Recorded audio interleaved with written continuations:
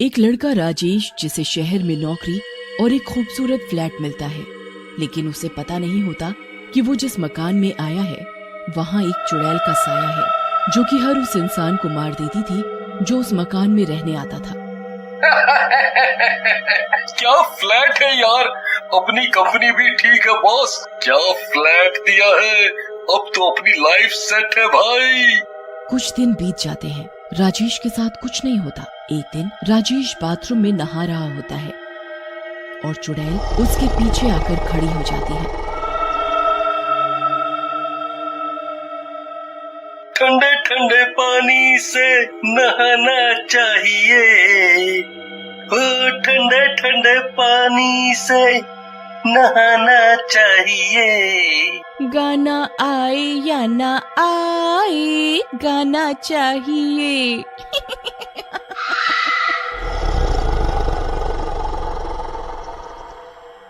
यार मेरे क्या कान बज रहे हैं, क्या गाने की आवाज कैसी। उसके बाद चुड़ैल वहाँ से गायब हो जाती है। उसी रात जब राजेश सो रहा होता है तभी चुड़ैल आती है और अदृश्य रूप में ही राजेश के पैर खींचकर उसे बेड से नीचे गिरा देती है।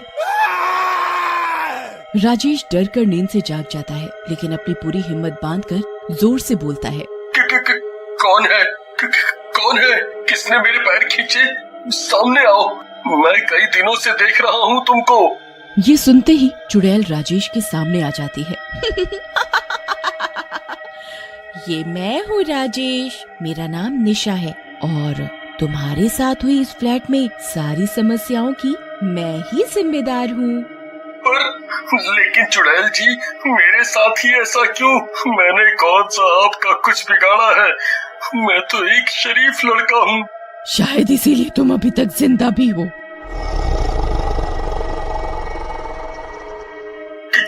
क्या मैं एक बात आपसे पूछ सकता हूँ कि आपकी इस हालत का जिम्मेदार कौन है? हाँ बिल्कुल, क्योंकि तुम एक अच्छे लड़के हो। मैं तुम्हें अपनी सारी पुरानी बात बताऊंगी। मेरा नाम निशा है और मैं जब जिंदा थी तो बहुत ही खूबसूरत और अमीर हुआ करती थी, लेकिन मैं राज नाम के एक दूसरे लड़के से प्यार करती थी, लेकिन मुझे नहीं पता था कि उसके क्या इरादे हैं। राज, तुम मुझे कितना प्यार करते हो? जान, तुम्हें पता है, अपनी जान से भी ज्यादा। निशा और राज बात कर ही रहे होते हैं कि तभी राज का दोस्त शामू वहाँ आ जाता है। राज निशा को वहाँ से जाने के लिए बोलता है और निशा वहाँ से चली जाती है। हाँ भाई कंगले, ये कौन सी बहुत अमीर लग रही है देखने में तो ये लड़की। हाँ यार, रहती है हमारे मोहल्ले में, पागल है तेरे भाई के प्यार में। तुझे तो पता है तेरे भाई को आता है बेवकूफ बनाना, बस थोड़ा पैसा बना लूं इससे, फिर छोड़ दूंगा इसे। यार जब तू इससे खेल रहा है तो थोड़ा मौका हमें भी दिला दे, मैं भी थोड़ा खेल लूं। वैसे भी इस गंदे चेहरे से कोई लड़की पटने वाली है नहीं। चल बेटे, कल तेरा भी उद्धार करवाता हूँ। उसके बाद राज और शामू वहाँ से चले जाते हैं और योजना के अनुसार राज निशा को एक फ्लैट में बुलाता है। वहाँ उसका दोस्त शामू पहले से ही मौजूद रहता है और एक दूसरे कमरे में छुपकर बैठा होता है। राज, तुमने मुझे यहाँ क्यों बुलाया, क्या हुआ? कुछ नहीं। राज और निशा बैठे होते हैं कि तभी वहाँ शामू आ जाता है। राज, ये यहाँ क्या कर रहा है? और तुम्हें पता है ना कि मुझे तुम्हारे गंदे दोस्त बिल्कुल नहीं पसंद।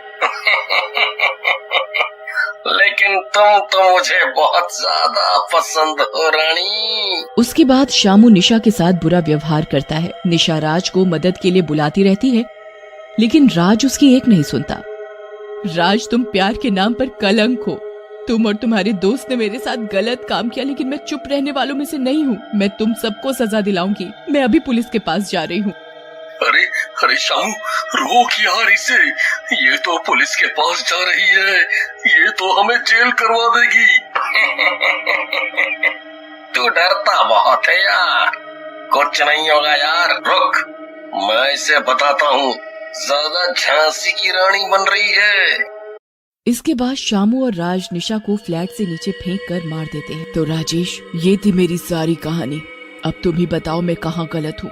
मैं जब तक उन दोनों को उनके अंजाम तक ना पहुँचा दूं, मैं ऐसे ही भटकती रहूंगी। ओह, तुम्हारी कहानी सुनकर तो आंखों में आंसू आ गए, लेकिन मैं उन दुष्टों को उनके अंजाम तक पहुंचाने में तुम्हारी मदद जरूर करूंगा। लेकिन तुम्हें एक वादा करना होगा कि आगे से तुम किसी भी दूसरे मासूम को परेशान नहीं करोगी और जैसा मैं कहूँगा वैसा ही करोगी। मैं वादा करती हूँ, जैसा तुम कहोगे मैं वैसा ही करूँगी। उसके बाद चुड़ैल राजेश की योजना के अनुसार सुंदर लड़की का रूप बना लेती है और राजेश के साथ वापस अपने मोहल्ले में जाती है। उसे राज और शामू दिख जाते हैं। राज निशा की ओर देखता है। अरे वाह शामू, क्या सुंदर लड़की है यार।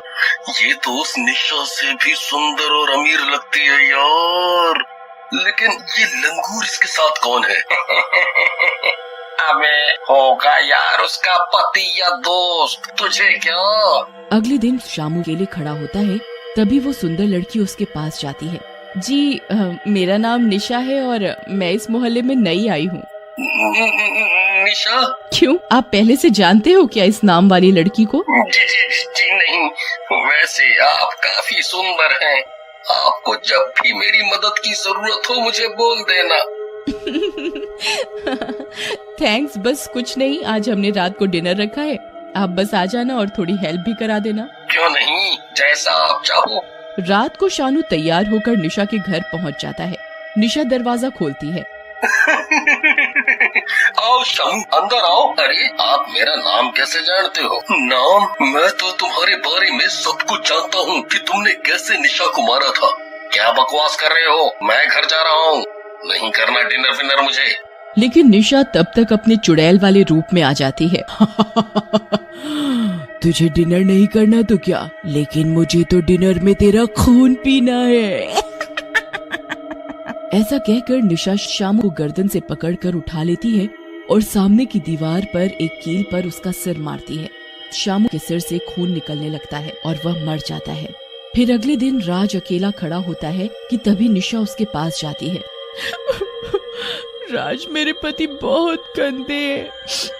मुझे बिल्कुल प्यार नहीं करते, वो काफी शराब पीते हैं। तुम काफी शरीफ लड़के लग रहे हो, मेरी मदद करो प्लीज। अरे वाह राज, तेरी भी क्या किस्मत है। सारी खूबसूरत लड़कियां तेरे पास ही आती हैं घूम फिर कर। इतना खुशकिस्मत तो सलमान खान भी नहीं है। ठीक है जी, मैं आपके पति को समझाऊंगा। वैसे क्या नाम है आपका? जी, निशा। निशा? जी हाँ, वैसे क्या बात है, आप तो ऐसे चौंक रहे हैं जैसे आप कई निशा नाम की लड़की को जानते हैं।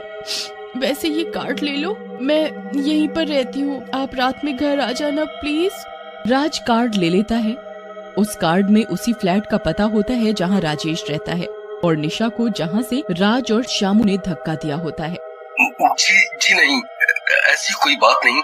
अरे ये क्या? अरे क्या हुआ, आप तो ऐसे चौंक रहे हैं जैसे इस पते को आप पहले से जानते हैं। अरे ऐसी कोई बात नहीं है, मैं आ जाऊंगा। राज शाम को उसी फ्लैट में आ जाता है। इस बार राजेश दरवाजा खोलता है। कौन हो भाई तुम? शक्ल से तो बीड़ी के कारखाने के मजदूर लगते हो। क्या काम है? पहले तो तमीज से बोलिए। मेरा नाम राज है और मैं निशा का दोस्त हूँ। निशा के दोस्त हो? अच्छा तो आओ मिल लो निशा से। अंदर चुड़ैल आधा निशा का रूप और आधा चुड़ैल का रूप बनाकर बैठी होती है। राज बहुत डर जाता है। तुम निशा, तुम जिंदा कैसे हो गई? और ये सब क्या है? हमने तो तुम्हें मार दिया था। मैं जिंदा नहीं, चुड़ैल बनकर भटक रही हूँ तुम्हारी वजह से। ऐसा कहकर चुड़ैल राज को खिड़की से नीचे फेंक देती है और चुड़ैल रूप से अपने नॉर्मल और सुंदर रूप में वापस आ जाती है। थैंक्स राजेश, आज तुम्हारी वजह से मेरा बदला पूरा हुआ। थैंक्स करने की कोई जरूरत नहीं है निशा, तुमने बहुत अच्छा काम किया जो इन दुष्टों को इनके अंजाम तक पहुंचा दिया। वैसे एक बात बताऊं, शायद मुझे भी तुमसे प्यार हो गया। हाँ मुझे भी, पर अब कोई फायदा नहीं, मुझे जाना होगा। तुम अपना ध्यान रखना। इसके बाद निशा हंसते हुए वहाँ से गायब हो जाती है।